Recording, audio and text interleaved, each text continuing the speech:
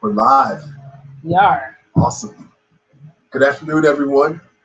My name is Jeff Smith. I'm the Director of Multicultural Programs here at Emmanuel College, joined by my esteemed colleague and two great students. I'll let everyone introduce themselves, but before I do that, this is a Google Hangout that we're using to experiment having conversations while students are away from campus about current events, social issues. This was inspired in part by the unfortunate incident that occurred yesterday in Charleston, South Carolina, where 9 black people were murdered in their church during prayer service by one deranged and racist individual.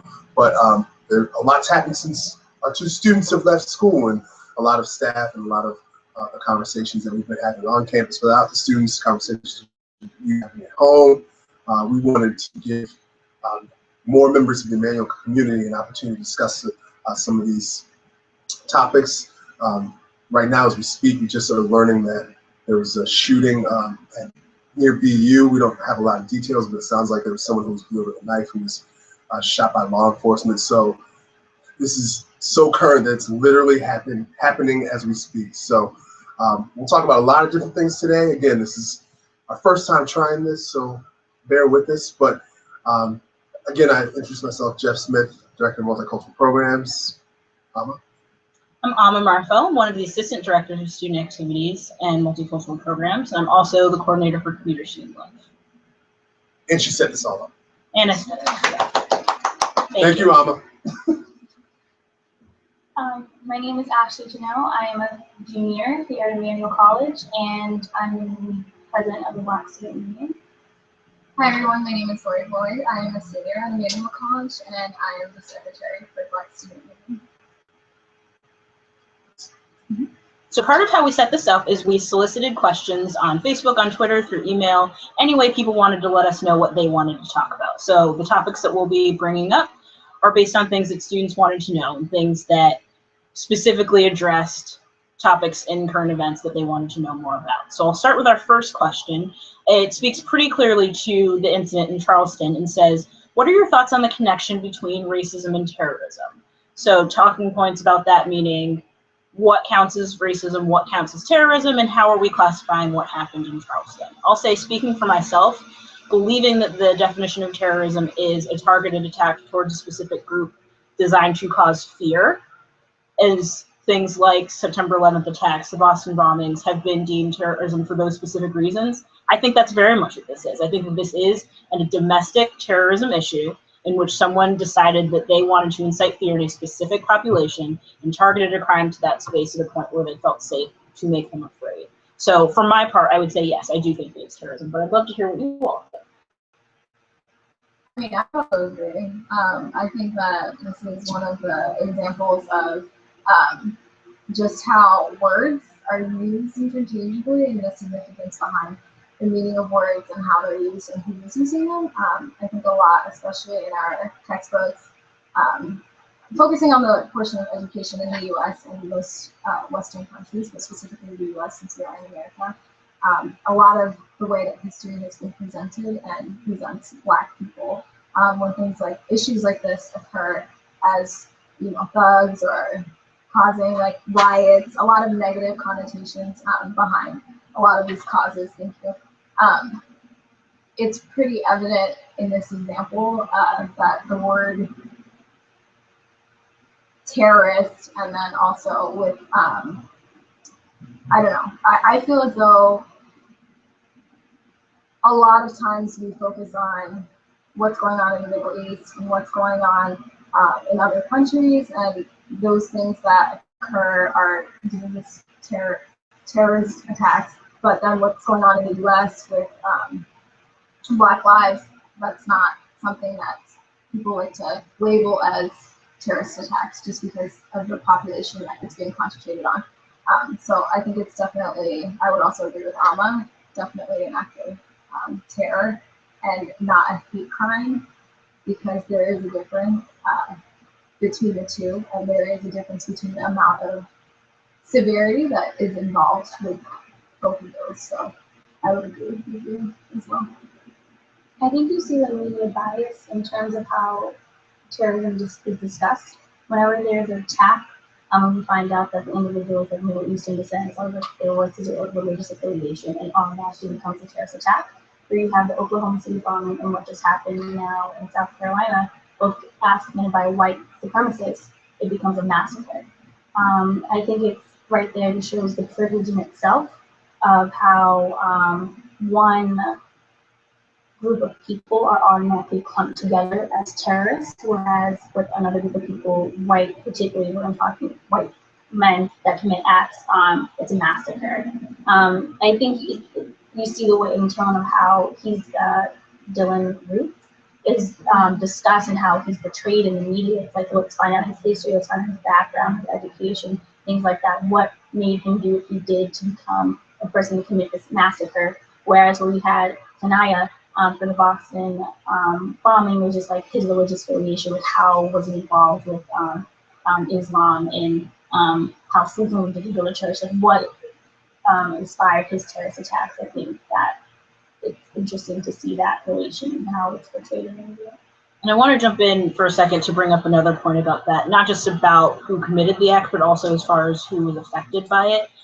I had been reading a lot about the topic and who was involved in it, who eventually the victims were, and one of the people that was involved, who was a pastor, was also a state senator.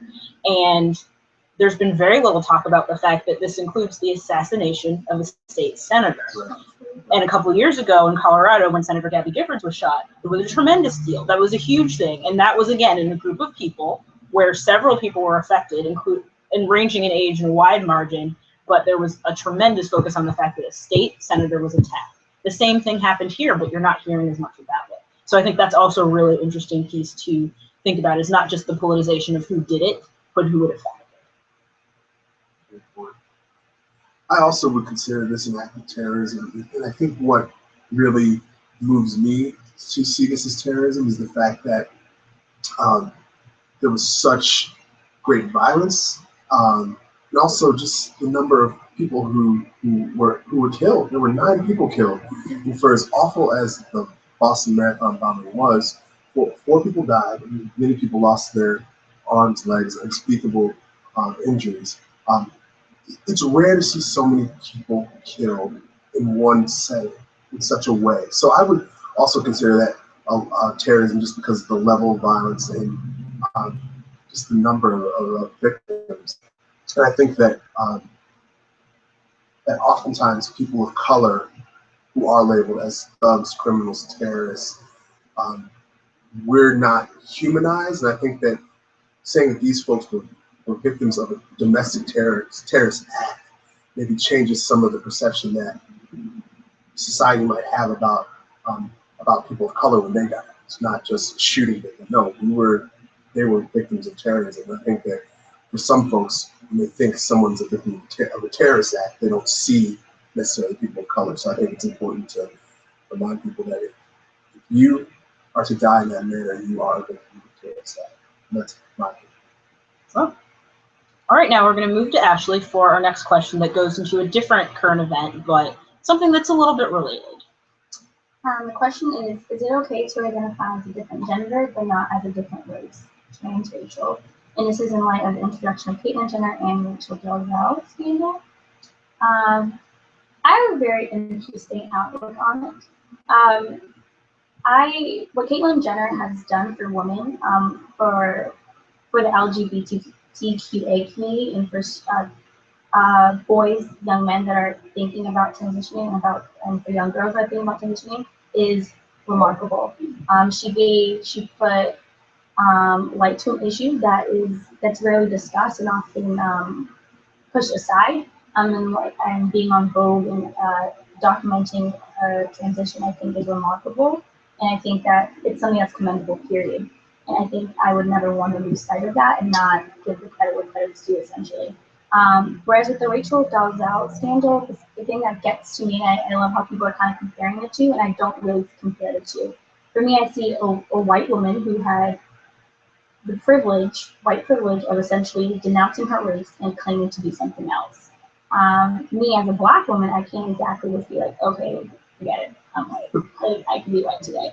I don't have that privilege. It's in a sense it's because of my dark skin, and I think the argument we're making is like, well, does she lose credibility for all that she's done? Absolutely not. She's done a lot for the community, but she could have also done that while being a white woman. She took her position from another Black person that could have been the exact same thing. She loses all credibility in my view. I think this whole argument, like, you can be transracial, you can identify with another race. I think you can be comfortable in a different race, like in a different setting. I have plenty of white friends that are just more comfortable hanging out with Black people, just the area that they grew up in. And I have Black friends that are more comfortable hanging out with their white friends, just the setting, and that's completely fine. It doesn't mean you exactly have to fake or something or pretend to be something that you're not, because like you're kind of making a mockery out of it. And I feel like in her speeches and her arguments of why she did what she did, it's more or less like, oh, I felt oppressed and I felt I could relate to Black people on that level. It's like, well, being Black doesn't just equal oppression. I think there's more to Black culture and Black identity than just what the media portrays, or just or braids or their nice weave. I think I'm more than that. So I think that's what really frustrates me. And going off like the conversation I had with Alma earlier this week, transracial, it's what if I was adopted by a Italian family and I was raised in Italian culture, but then I was from Haiti. Like I can identify with both races, both identities. Whereas if like Rachel grew up in a predominantly white town, there wasn't a lot of people of color. Like how can you somehow identify with that when I just feel like it's bandwagoning essentially, and that's something I just don't support because it's insulting just to try to, I feel, make a mockery and a joke out of what being Black is. And so no, I think they don't compare. No, that's great. And I think to pick up where Ashley left off, because as she mentioned, she and I had spoken about it earlier this week. For me, a big part of considering Rachel's case versus Caitlin's case, assuming you choose to consider them in the same space, is who is that transformation for? And I think that in the case of Caitlyn Jenner and many others who do conduct and go through the full transgender process to become something that matches who they are, that's for the person. That is for Caitlyn Jenner and for Laverne Cox and other people who feel as though they were not born the way that they were supposed to be, to become something for their own edification, to make them feel better, to make sure that they match the feelings that they've been having from the very beginning. And I think part of what's very unclear about Rachel Dolezal is who that transformation was for. So she is someone who has ascended to a significant level of power in groups that were dominated by people of color. So was that transformation for her to match who she felt to be on the inside, or was that because she felt that she couldn't be in those positions of power as a white female?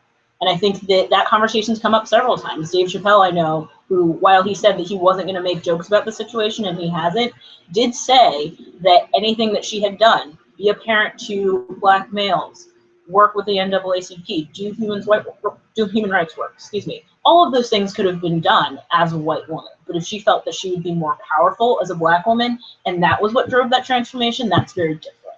So I'll say, for me, the difference between a transgender transformation and transracial conversation is who is that for? You or the people around?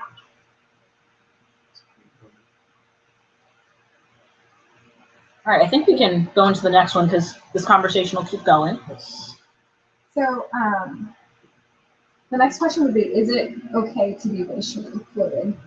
For instance, to identify as a child as white and then identify as Black as an adult, sort of in light of, I believe, the previous question.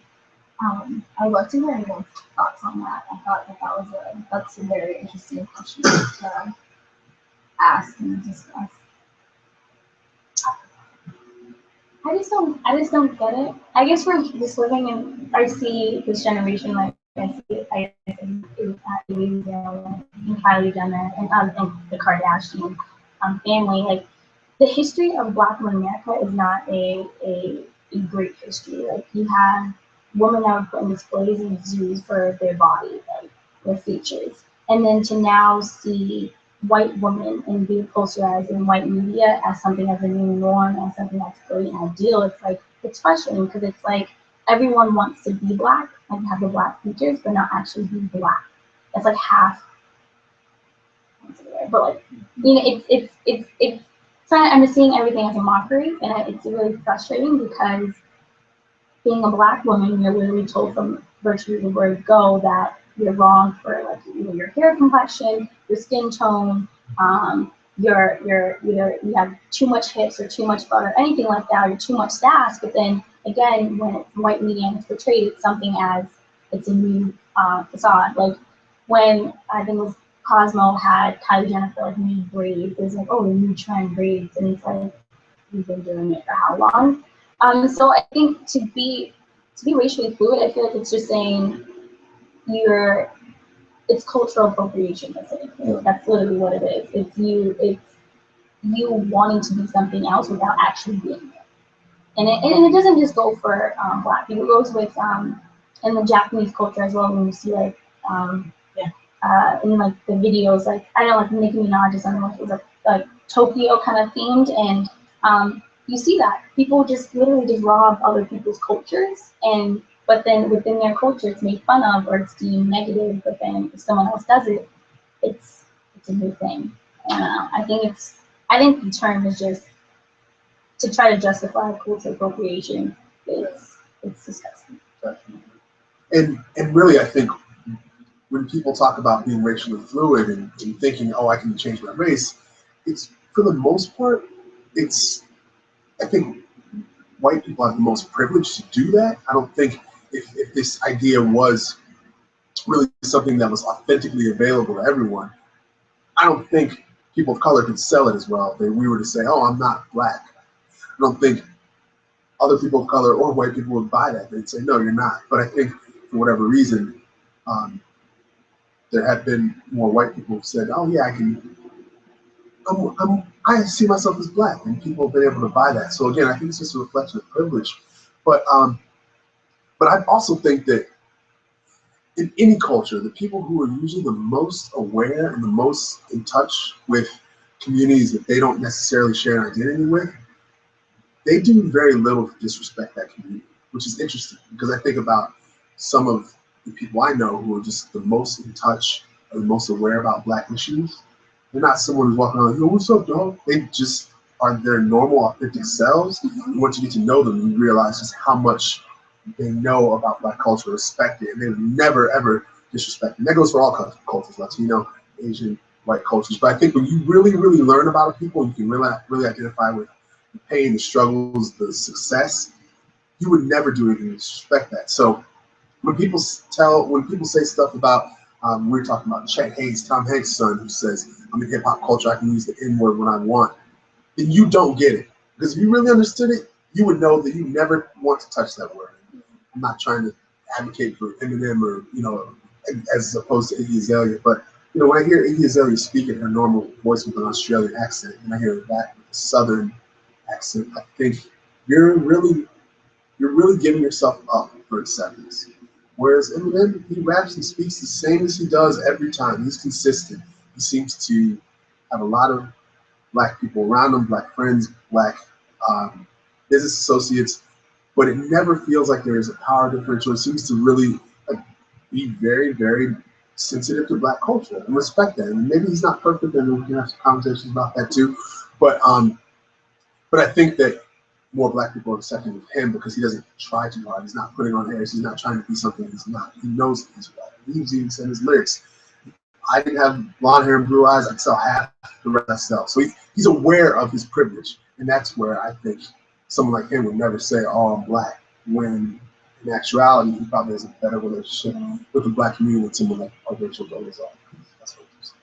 I mean, I think that both of you bring up a good point on privilege and power, and then also the fact that the people who can, I don't want to say like can be like racially fluid, but at least understand, like for anyone, for example, who grew up in a more, I guess, stereotypical like black experience and where he came from and has resonated with the black community, so he can kind of speak on the black struggle, and then it kind of also shows the difference between mockery and actually understanding and appreciating the Black culture, and not just kind of making a mockery out of it. Oh, today I want to wear my hair in braids because it's cute and it's the trend, or the Bantu knot thing that was going on too throughout, like, you know, like that has been going on in our culture for a while, and that now has been like a 2-second, you know, fashion trend thing, and not knowing the history behind it. I think it definitely, when thinking about being like racially fluid, and I think that it definitely shows like the historical component, and that people are lacking to understand that you can't just, being Black is not a trend if you are Black. Right. It's not something that you can just turn off. It's not an experience, like the experiences, you know, police brutality, getting stop and frisk, all of those things are not things that you can just turn off. It's not a history, like, you know, the Black, just history in general, nationally, but then internationally, slavery, it is just very insulting, I think, to make a mockery out of it if you're not going to understand and appreciate it. So I would agree with what both of you were saying, and I think it's definitely people who control, what people like who hold a position of like privilege, who can kind of like turn that on and turn that off, because I know the go-to job, and like, I don't know, I can definitely not do half of the things that I feel like a lot of people can pass through and just pretend to be white, because I don't have this both experience. It's like that's not something I can turn on and turn off. So I agree. Yeah. Well, and I think for me, when I think about a lot of the justification for being racially fluid, I think it's to put yourself in a position where you can identify with the group that you're moving toward. But I also feel like if that's the only way to do it, then being able to be an ally for any group that's in the minority for somebody that wasn't in it wouldn't be a feasible concept. And I don't think that I believe that. I think that in any case where someone's being discriminated against, anyone who believes that's wrong and wants to act should be able to do so, whether they identify as part of that group or not. And that's a really big part of allyship that we talk about with things like safe space or cultural competency training, is understanding that even if that's not an experience that you've gone through, that doesn't mean that you can't stand up and advocate for it. And I think that that was the part that I had the most trouble with Rachel Dolezal, was that she said being racially fluid was a means for her to do good work in a community of which she was not a part of. Anybody can do that good work. All they have to do is just decide to say, this isn't my experience, but not wanting this to be your experience is important to me. And I would be hard pressed to say that anyone would turn that down and say, you don't look like us, you're not allowed to help. I don't think that that's something that's the situation. Like going back to the incident in Charleston, the shooter was in that church for an hour because he came in as a white person in a historically Black church that had had issues with people in the majority bringing in incidents of brutality, incidents of violence. They let him in. He sat in the service For an hour. For an hour. Because it's entirely possible that anyone who was white could come in without ill intent.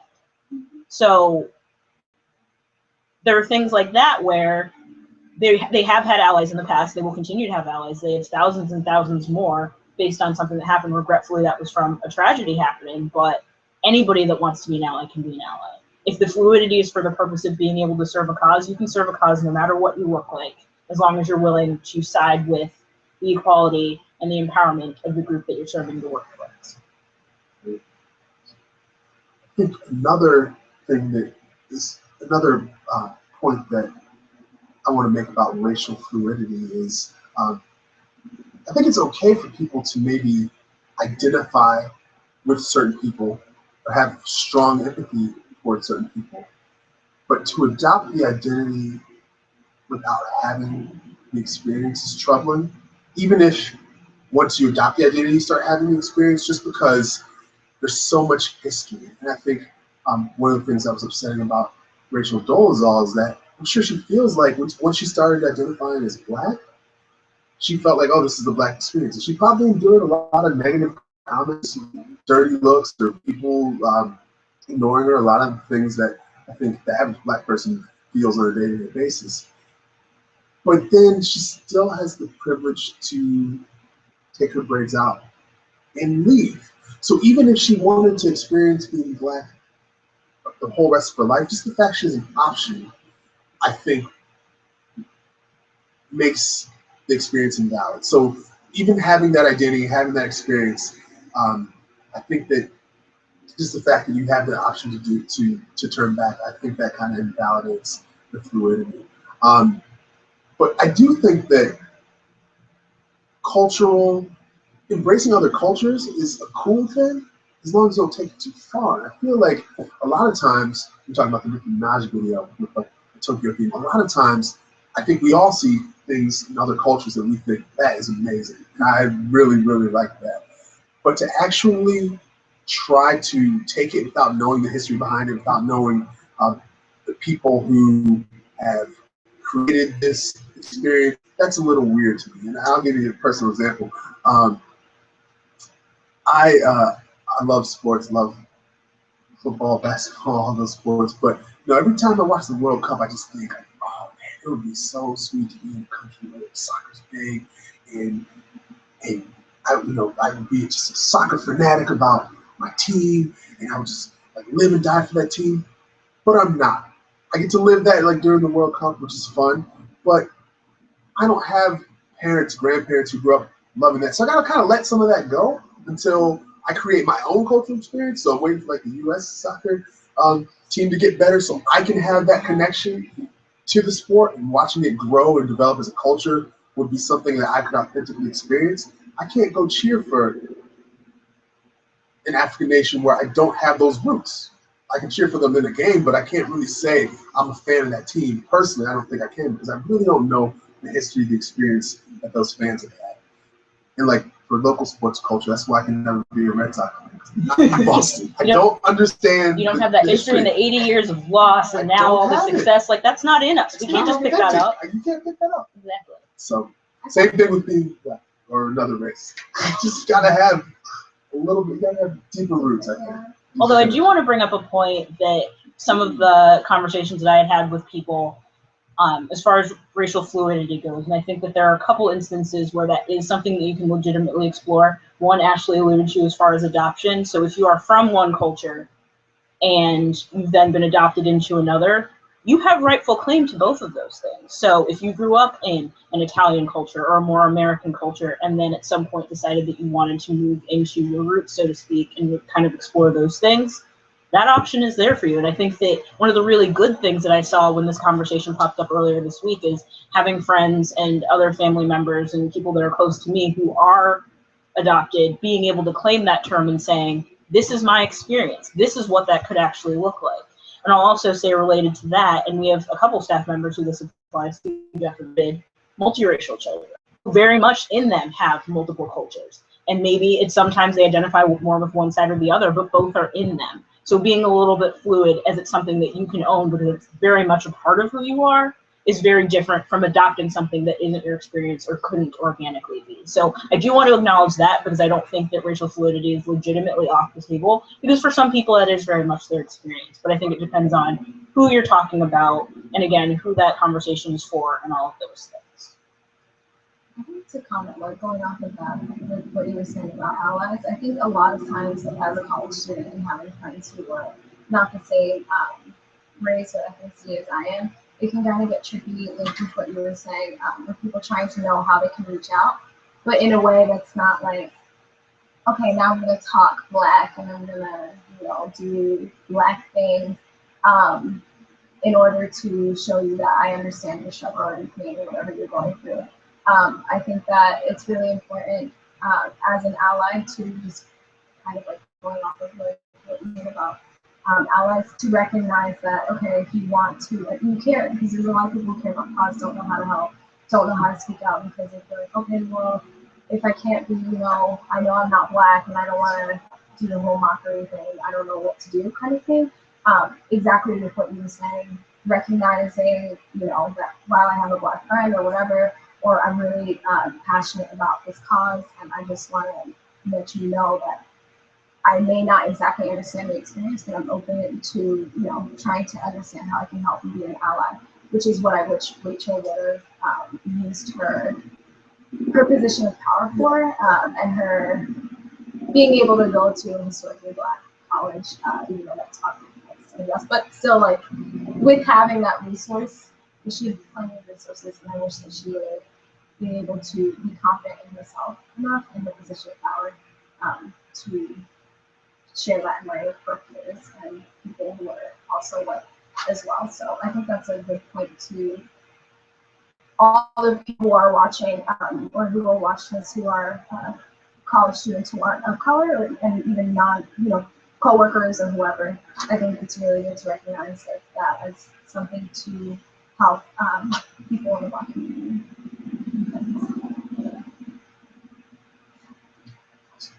I actually want to throw in an additional question, and Jeff has one next, but I think that I know that I've talked to a lot of friends over the past week with everything that's going on, and I've recognized that it's a difficult time for me, but I know that a lot of people feel as though they don't know what to do, or they can't help, or afraid to ask, what can I do, because they think the answer is nothing. So what I want to pose to you three is, if someone were to say, what can I do to be helpful at a time where things are kind of chaotic, or somebody who I want to be seen as an ally with is struggling, what's the right thing to do?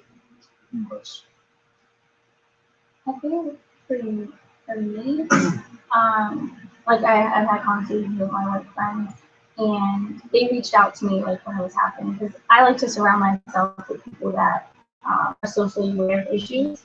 That's just my personal thing. I would rather not hang out with someone that's not aware of what's going on, not just like my struggle, but just what's going on, essentially. So, but yeah, so one of my good white friends, Ryan, he reached out to me. He's like I want to do something, but like I just don't know what to do. And I was like, you're doing enough by just reaching out to one of your friends of color. Like that right there is like one step. I think even going to, there's a lot of events at different churches, like just going to different conversations around whether it's for school or a local church, even if you don't identify with a certain religion, just going to a meeting. I think that's another step that you can take, because just seeing what's going on TV doesn't really give you the full explanation of what's really transpiring right now. So I think if a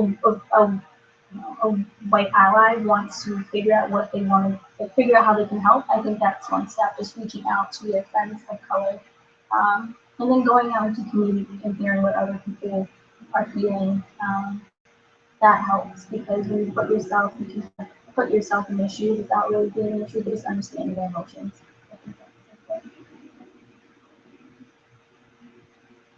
I would agree with Ashley, especially on this point.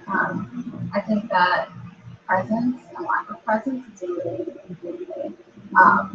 And you don't have to be, because I believe that everyone's has different personalities, and with this issue, like regardless of if you're Black or not, people vocalize things in a different way. So if you are not someone who feels comfortable, okay, going on social media, posting things as a way of saying, hey, I'm very aware about this, and I agree with Ashley, like reaching out to somebody who you know is a friend, and they might be a classmate as well, especially since we're college students, has been very helpful, at least for me, as a student of color, when people do that, and then also having like very close friends that are white, when they reach out to me. I think that's really important, and not being scared to say if you're not comfortable, like, hey, like I'm not aware of some of these issues, but I am a friend and I would like to be here.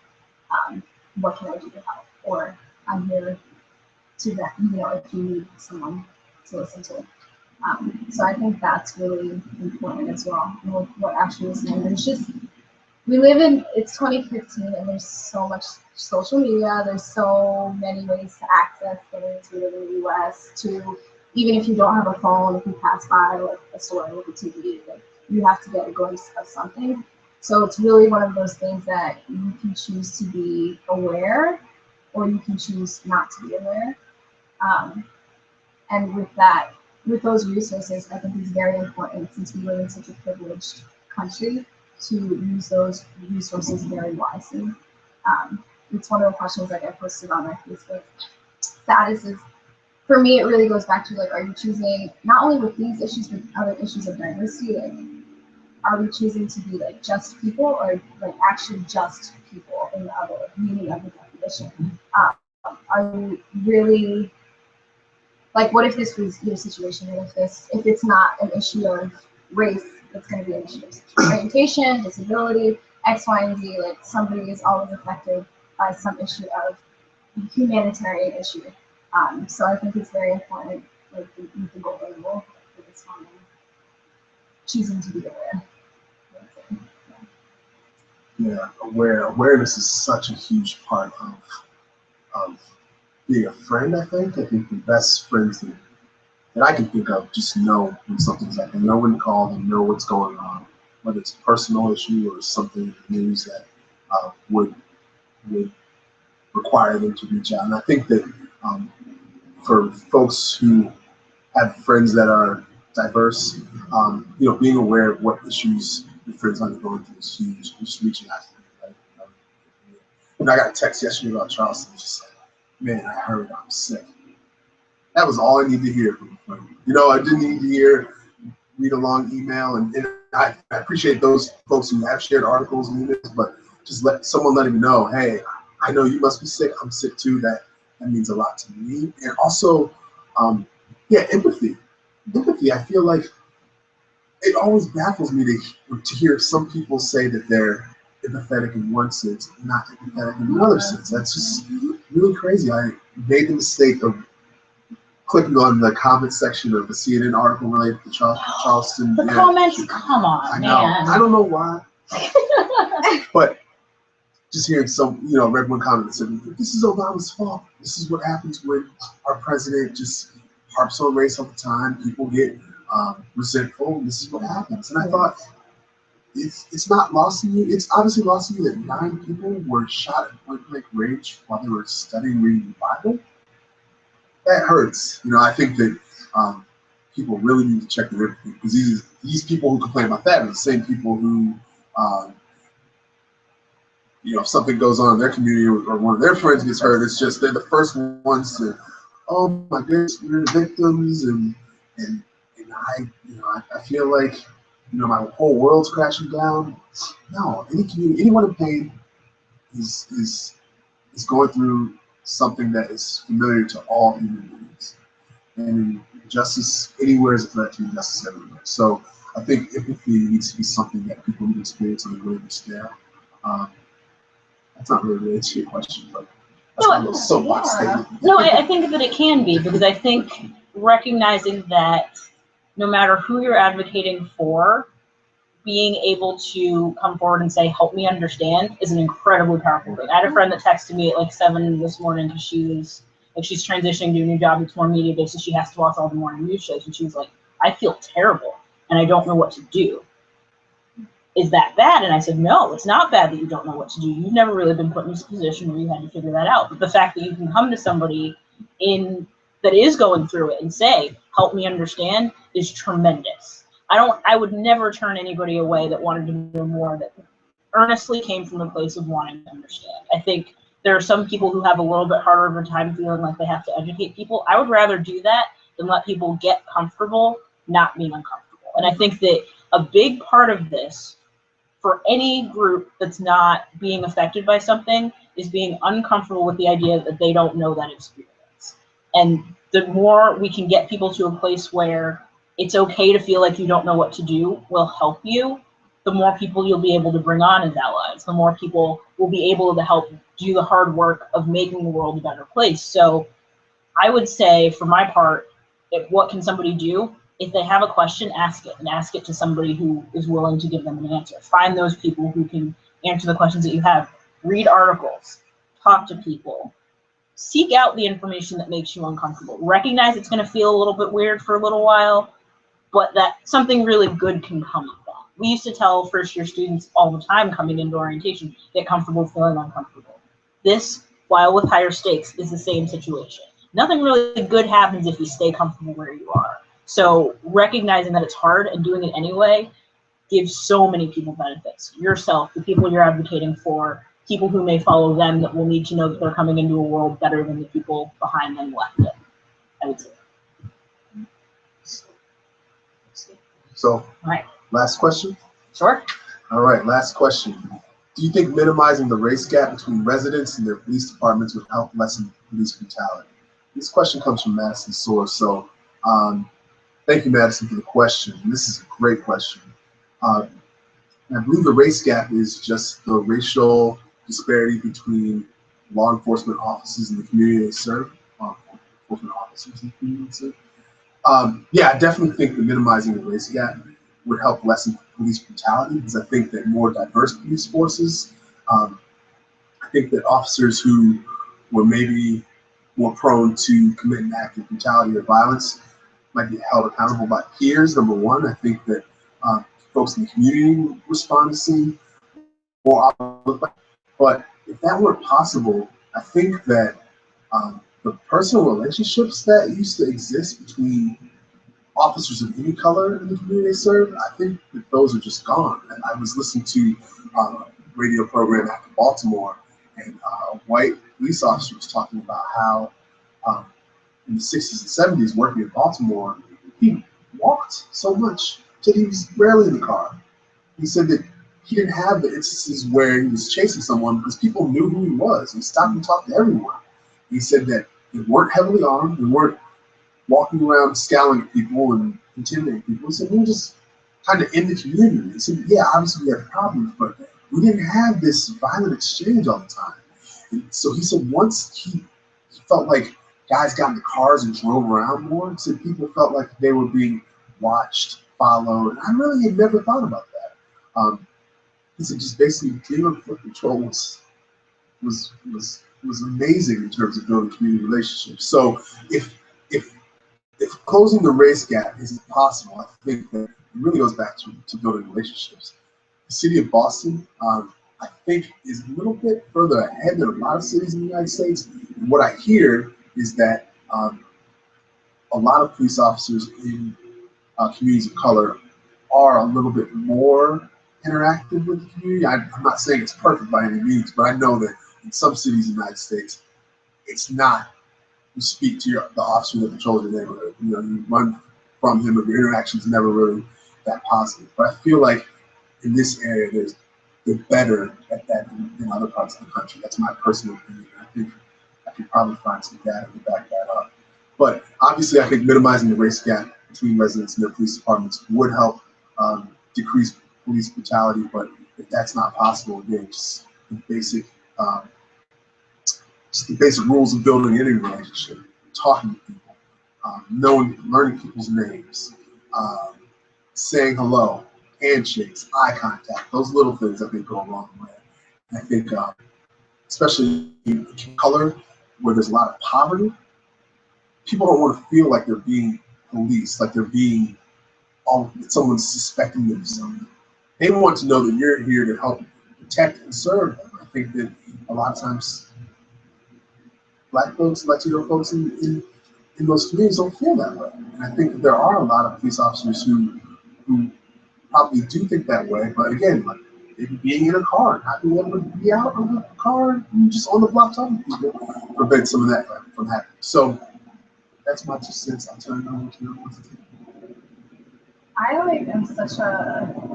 I always talk about this with the research that I'm doing, education, like, and not only within the realm of like different systems, like within, police training, and even as far as to say like, teacher training, because in order for someone to get the position of being a police officer, which means that they clearly like went to some type of schooling, and then that goes back to when they were younger, and I think that it is definitely the duty of schools, whether private or public, especially in the U.S., with all the resources that we have to educate, and not just be so concerned about like the spirit of like political correctness that's going on, and make sure that we are able to make students feel like what Alma was saying, feel uncomfortable and talk about the real issues with the race gap and all that stuff in order for people, whatever profession they are in, because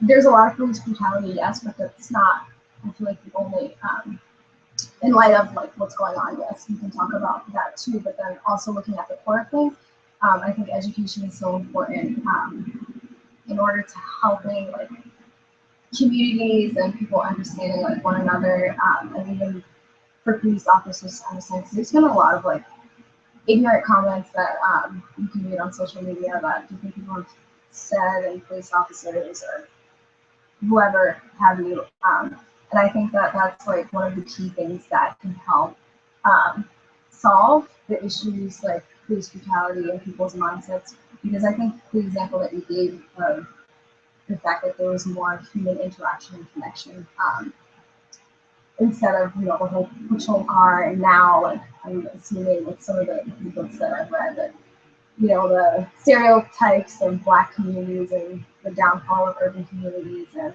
how one person said, I forgot what a lot of rush shooting, like, oh, woman deserted. And I know with the Texas, what was going on in Texas, and the teenager who got pinned down by the officer, and one of the residents were just kind of like, oh yeah, we're thankful that we did that because they weren't supposed to be there anyway, kind of thing, but like they were causing trouble just because of whatever stereotypes you have against like all Black people.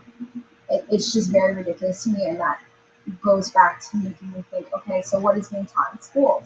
And then I realized with my education that, and then I'm talking to my brother who's 10, and I told him, like, do you know what racism? He didn't tell me. So what are we teaching in schools that clearly people cannot, when you get your profession and we're, doing all of these things to help our community and help the economy and help our capitalism government, but the human interaction is missing, and that's not being taught in schools, and there's a lack of connection with human interaction and history and all of these things, and it manifests itself definitely in the streets, and it manifests itself like with people who are unable to, unfortunately in this case, people of color, especially low-income people of color, who cannot have the power and privilege to defend themselves. So I think that for me, I definitely would say minimizing the risk gap between residents and their police departments will help lessen police brutality. And I think one of the key ways of doing that is through like education. So. I think for me, in order to lessen police brutality, I think you have to look at the internal system and is police brutality okay, and that the officers that commit these acts are not even faced with any consequences. I think that's a real issue. I think, we like every break when we're going off what Jeff was speaking about having more diversity in the police force. I think of Warren Scott, who was gunned down like 8 times in the back, and then there was a Black police officer that just strolled on by. It's like, again, you have police officers that identify as color in police force, but they're complacent with the system that's doing these acts, these young men, whether they're young Black men, whether they're young Hispanic men, whether they're young white men, whether they're people that identify as in the LGBTQA community. Like, this is just a whole system that's a problem, essentially. Like, their arguments like, oh, there's good cops, if just a few bad cops are ruining it. Okay, that's great, but how are you getting those few bad cops out?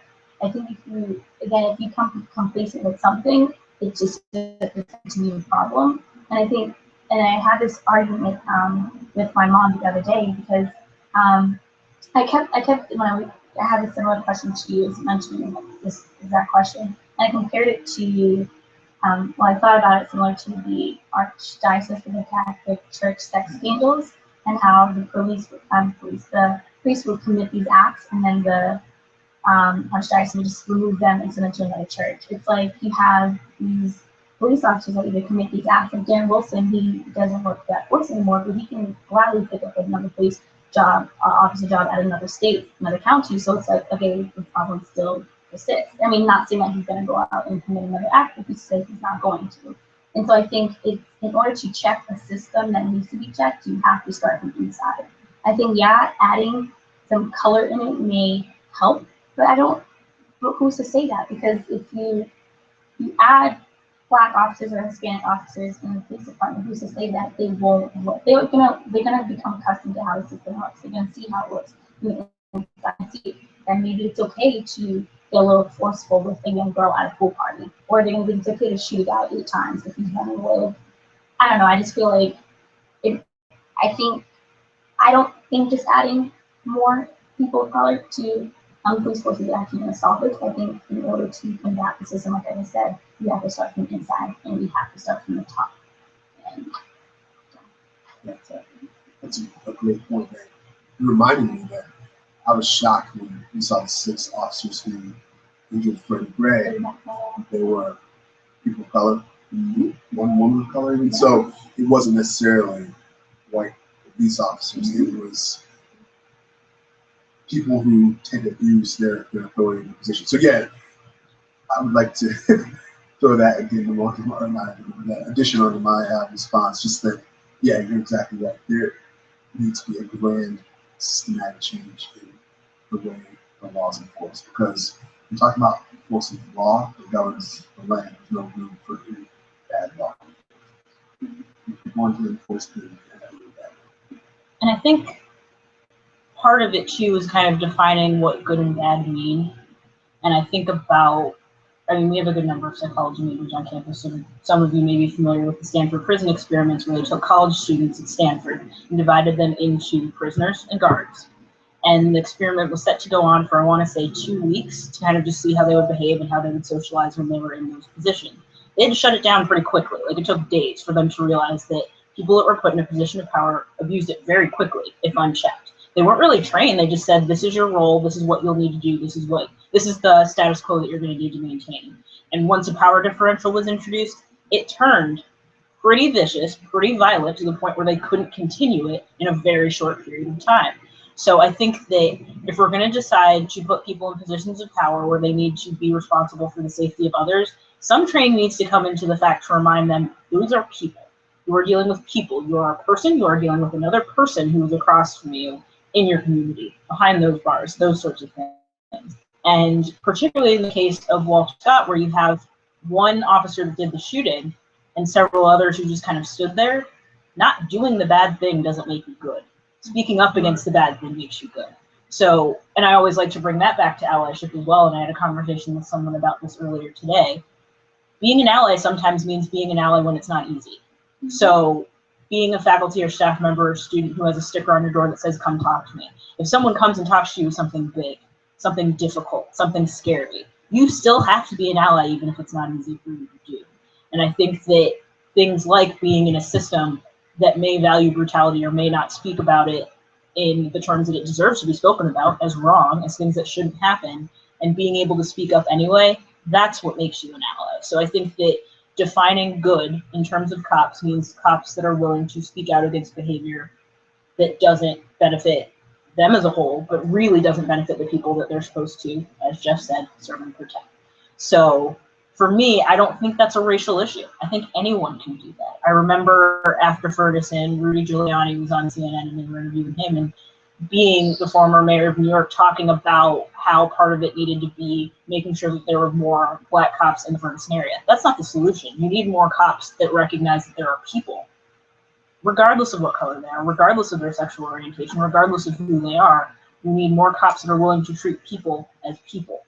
That's what solves those problems. So I think that, again, the racial gap, in a sense, is an issue, but that's not the only issue we have to deal with. It's far bigger than that. All right, that's all the questions that we have, but thank you all for joining us. If you're watching this on a rebroadcast, thank you for taking some time to join us again. I think we can do this again. Definitely. If the opportunity presents itself. Definitely. Hopefully we'll get to talk about half of your stuff. I feel like this came as a result of some really sad things. So hopefully we'll be coming to talk about some good things in this area. And can we also, in addition to Ms. Lori Boyd and Ms. Ashley Janot, the two students who submitted questions, Ms. Ashley Hudson and Ms. Madison Source, thank you. So, student participation. On this side of the camera, and talk like on TV. You are, kind of. And have people send in questions too. So thank you guys for your contribution. All right. Thank you all very much. Bye.